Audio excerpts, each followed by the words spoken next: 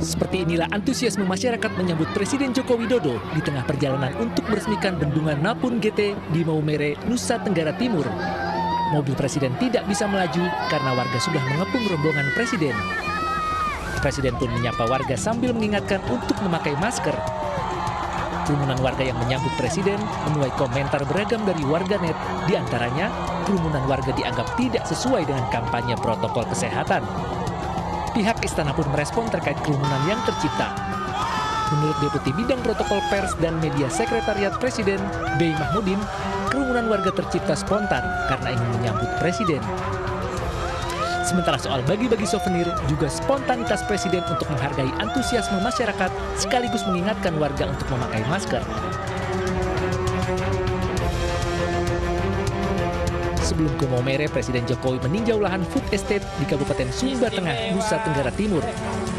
Kejadian unik ini terjadi ketika hujan, Presiden memutuskan menyusuri persawahan sendirian ketika rombongannya berteduh. Tindakan ini membuat sisa rombongan Presiden menyusul, apalagi terlihat sejumlah warga mendekat ke arah Presiden. Setelah meninjau, Presiden kembali ke mobil untuk melanjutkan kunjungan kerjanya di Nusa Tenggara Timur.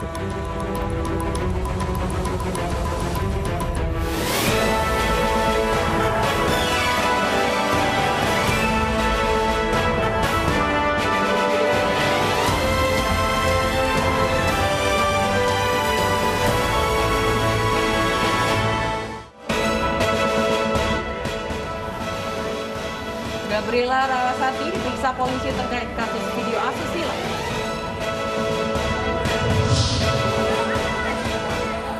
Sebuah pesantren tertimbun longsor, 5 santriwati tewas.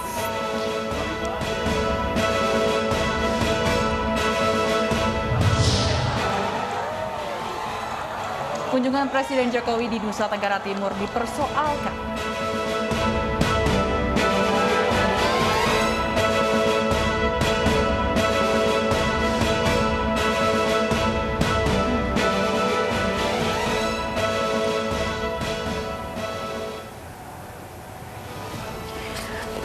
Halo, selamat sore pemirsa. Demikian tadi berita pilihan iNews Sore yang akan menemani selama 2 jam ke depan. Bersama saya, Stefani Patricia. Dan saya Fazilah Kairunisa. Kita awali iNews Sore hari ini dengan informasi Jalan Pantura Kaligawe Semarang, Jawa Tengah terendam banjir. Akibatnya arus lalu lintas serta aktivitas warga terganggu. Banjir masih juga merendam permukiman warga di Kecamatan Pebayuran, Kabupaten Bekasi, Jawa Barat.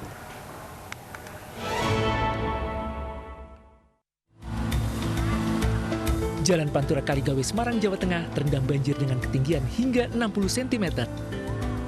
Bahkan sejumlah kendaraan besar seperti truk mogok terjebak di tengah banjir.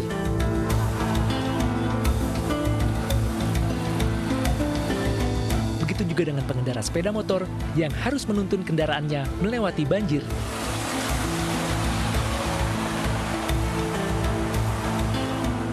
Banjir di kawasan Kaligawe yang sehari-hari cukup padat juga menghambat aktivitas warga.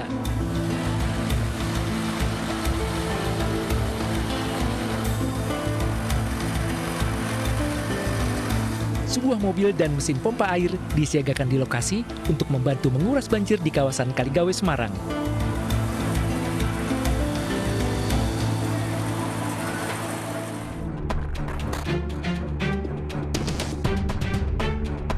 Banjir yang merendam Kecamatan Pebayuran, Kabupaten Bekasi, Jawa Barat perlahan mulai surut. Banjir akibat luapan tanggul Sungai Citarum Sabtu malam lalu. Tim gabungan terus berupaya mengevakuasi warga serta memberikan bantuan logistik menggunakan perahu karet. Sementara itu, tanggul darurat dibuat menggunakan karung dan tanah untuk menahan luapan Sungai Citarum. Untuk penyusunannya juga melibatkan ekskavator. Kira-kira dari malam minggu aja tuh, malam Senin ya.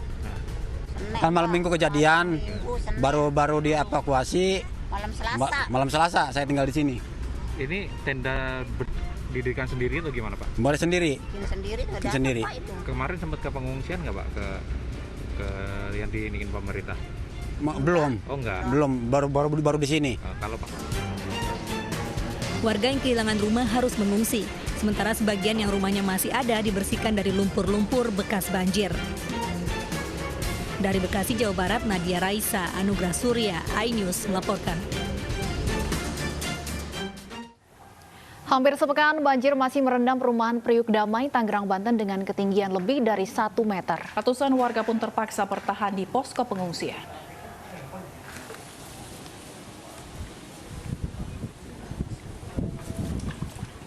Hingga hari ini banjir masih merendam ratusan rumah warga di perumahan Priuk Damai, Tangerang, Banten. Ketinggian banjir bervariasi mulai dari 40 cm hingga nyaris 2 meter. Kondisi terparah terjadi di permukiman yang berdekatan dengan tanggul Kali Leduk.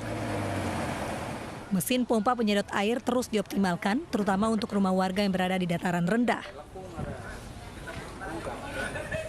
Di Priok Damai ini di hari kelima ini ketinggian air masih menggenangi rumah warga antara 40 sampai 180 cm. Karena posisi struktur tanahnya tidak sama dari di depan sampai ke belakang. Yang tadi sudah kita lihat di belakang masih hampir 180 cm lebih kedalamannya. Sementara itu, warga terpaksa bertahan di pengungsian yang disediakan di Masjid Jami Al-Jihad. Warga mengaku belum berani masuk ke rumah lantaran banjir masih cukup tinggi. Warga diharapkan tetap menjaga protokol kesehatan selama beraktivitas di tempat pengungsian. Dari Tangerang, Banten, Sukron, iNews melaporkan. Tanah longsor yang disebabkan hujan deras menimbun asrama pesantren. Longsor menyebabkan 5 orang santri meninggal dunia serta 2 orang luka berat.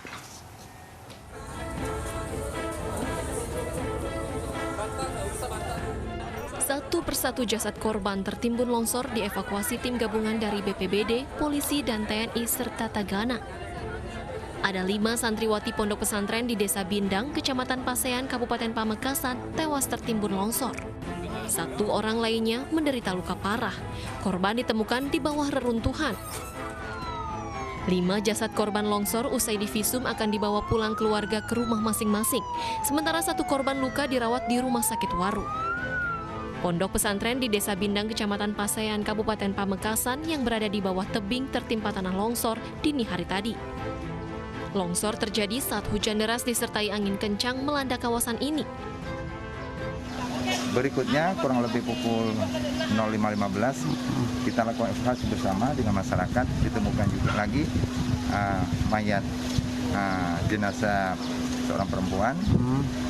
Tidak selang kemudian 2 jenazah ditemukan kembali pada waktu melakukan evakuasi dengan masyarakat. Jadi total berapa jumlah korban jiwanya? Keseluruhan itu 5 meninggal dunia, 1 patah tulang. Pasca longsor, pondok pesantren Anidomiyah ditutup, para santri pun dipulangkan. Dari Pamekasan, Jawa Timur, Dedi Priyanto, iNews melaporkan. Terkepung warga, seorang penjamret dihakimi. Selengkapnya usai jeda berikut, tetap di iNews Sore.